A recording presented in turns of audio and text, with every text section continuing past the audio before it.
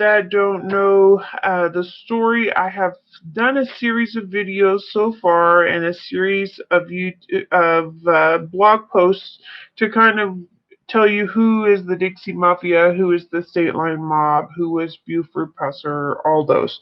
So if you don't know those things, check back through my channel. You'll see them all titled and all in a sequence.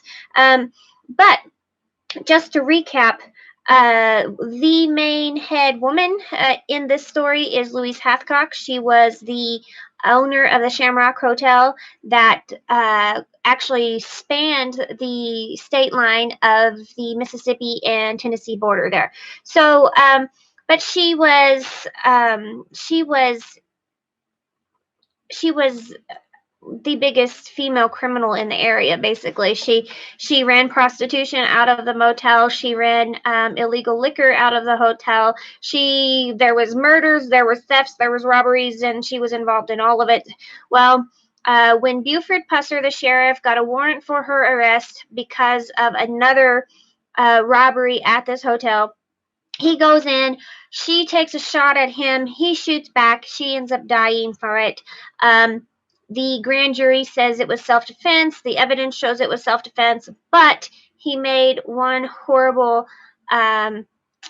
enemy with Towhead White. Now, they were already at each other's throats enough, but now he had just killed Towhead White's girlfriend. And for those of you that don't remember, Towhead White was the guy that literally his goal in life, his entire goal in life, was to be the Al Capone of the South. And he did everything he could to become the Al Capone of the South. So, this is not a man to be messed with. He had several murders under his belt by then. He'd, everything you can imagine. He had done it. He had experience.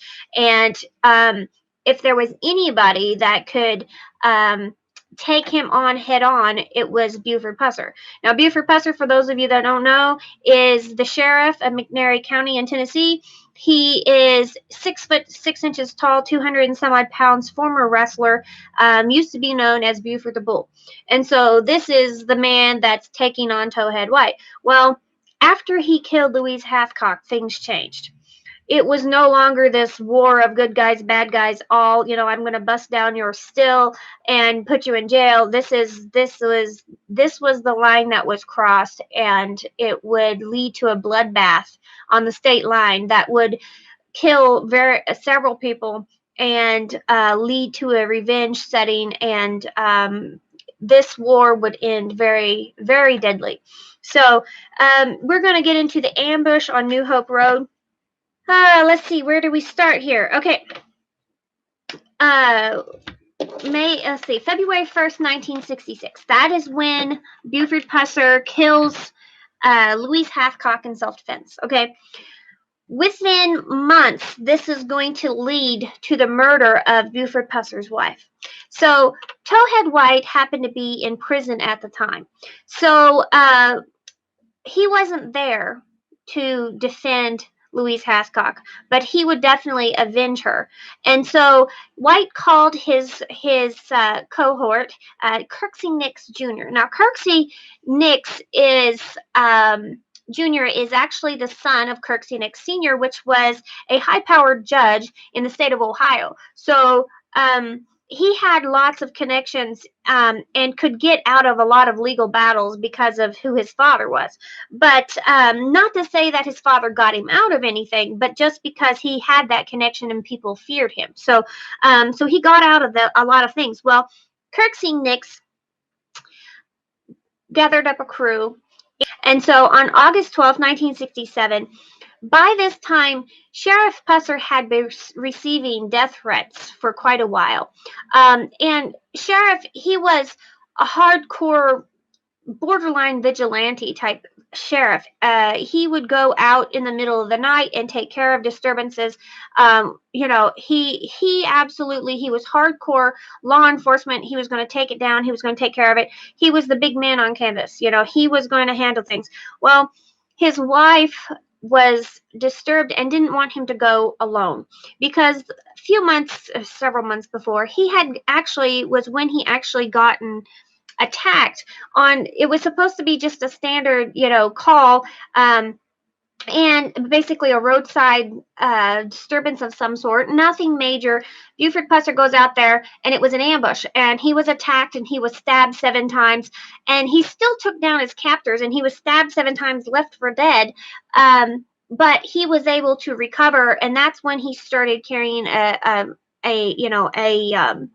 weapon. Well, this had happened just before this whole situation with Louise Hathcock, and so the deal is after Louise Hathcock, he started getting some serious threats, and Pauline didn't want him to go alone, so Pauline jumped in the car with him. So he got this call early hours of the morning, August 12th, 1967.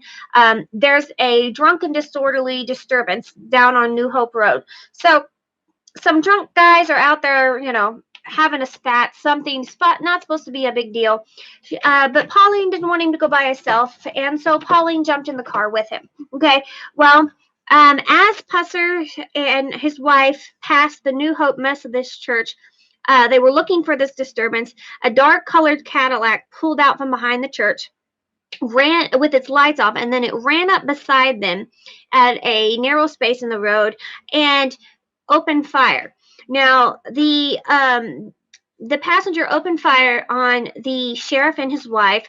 The sheriff ducked down, and his wife was shot, and the sheriff ducked down like this and slammed on the gas. Okay, Pauline slumps up against her husband's shoulder, and the sheriff, just barely able to see over the dash, is driving like a maniac in the dark, trying to get away from their attackers. Okay, so he takes off, the car lurches forward, he speeds down the road, and is trying to get away. And a few miles down the road, everything's quiet. He thinks he's passed them. He's lost them. So he pulls over, and it's actually by a graveyard, which is pretty I don't know if you'd say ironic here or foretelling what you would say, but he goes to check on his wife, and she is already dead. And he, at this point, he's checking on his wife, and as his head is turned, the attacker begins again, and they just fire a hail of bullets into this man and his vehicle, blows his face half off, his jaw and everything, that just explodes, and they leave him for dead. Buford Pusser is the type of has this type of grit that we don't see a lot nowadays, that we see in the movies and we think is not real, but this man did have this kind of grit about him. He was so intense of a human being that he was not going to let them do this. He was not going to go out this way. He literally slammed on the gas and hobbled his way to the nearby hospital, and he had the wherewithal to mumble a help signal on his police radio. And by the time he got to the hospital, they were out there and got him, picked him off, the pieces of him up, and put him on a stretcher and took him into the hospital. No one expected him to survive this. No one expected him to live. So the officers that met him there were like, who did this? Who did this? Who did this? Trying to get something out of him before he died. That was the whole concept. So Buford names off 4 or 5 people that he thinks did it, including Kirksey Nix. And then he goes into surgery. Now, this man undergoes 12 major surgeries on his face. And he ends up missing his wife's funeral because he's still in the hospital, which, of course, his detractors would say that he was going to get divorced anyways, and that he hired the hit on Pauline, and he wasn't going to go to the funeral anyways, and all this stuff, which is most likely bull crap. But anyways, this man went through 12 grueling surgeries, and by the time he got out 18 days later, he wasn't sure of who shot him. And so that again makes the detractors say, well, he's changed his mind. Now he's going to go. He's saying it wasn't them. He's trying to, throw the police off so he can go get some vigilante justice. We don't know. But I would say, after, put yourself in the situation, your wife was just murdered on your shoulder, and your face was blown off, and the only thing that got you to the hospital was a burst of adrenaline that's almost superhuman. But when that adrenaline wears off, you go through the pain of 12 horrible surgeries, the pain of trying to put together a funeral from your hospital bed for the one you love. Are you still going to remember every detail? I don't know. I know I don't have the grit. I wouldn't have the grit to get to the hospital. So that is one of those things with Buford Pusser that I find fascinating. It's a mystery that we probably will never know. Of course, Hollywood has taken this into a completely different direction. He's the superhero that comes back and gets vigilante justice on all the bad guys. He takes them off, and when he goes into court, he rips off his shirt and shows all the scars, and and the jury automatically finds him not guilty of murder, and they make this big, huge drama, which is what Hollywood is. It's drama. But none of that happened either. So you kind of, I've said this before to people, you have to take both sides of the story, take it in, and then find a path down the middle. Because most likely Buford Pusser wasn't Satan incarnate. He wasn't as corrupt as everyone else. He most likely did do things wrong. He most likely did step out of the legal bounds, especially compared to what the law is nowadays. It's a lot stricter on law enforcement than it used to be. So I try to find down the middle road. Now, his daughter, Dewana, she wrote a biography on him called Walking On. And I haven't read it. I have read excerpts out of it. I haven't read it for the very specific fact that that is his daughter. He was her idol. He was her king. He was her life. He was everything. He was her daddy. And so I don't care how objective you can be. There's just too much emotional attachment for her for this to be something that I feel like she could be objective about her father and what he did. So I haven't read it word for word. I have read several excerpts out of it. I still recommend it so you can see another perspective. I will put a link to her book in the comments below. But like I said, as an investigative journalist, I read parts of it, but I didn't go into all of it. I didn't want to be emotionally charged and connected to the case. I wanted to keep you have to be emotionally connected to an extent, but you've got to be able to stay distant enough to be objective. And so that's the reason why I didn't finish reading that book. Okay, on. I went off on a tangent. I apologize. Okay, so here is the 4 people that he named as he was going into surgery. Towhead White, he believed was responsible and hired the hit. George McGann, Gary McDaniel, and Kirksey Nix. Now, he also named off another he also named off a couple others that were supposedly big hitmen from the Italian mafia. So I will get into more of that later. So here we're going to go on to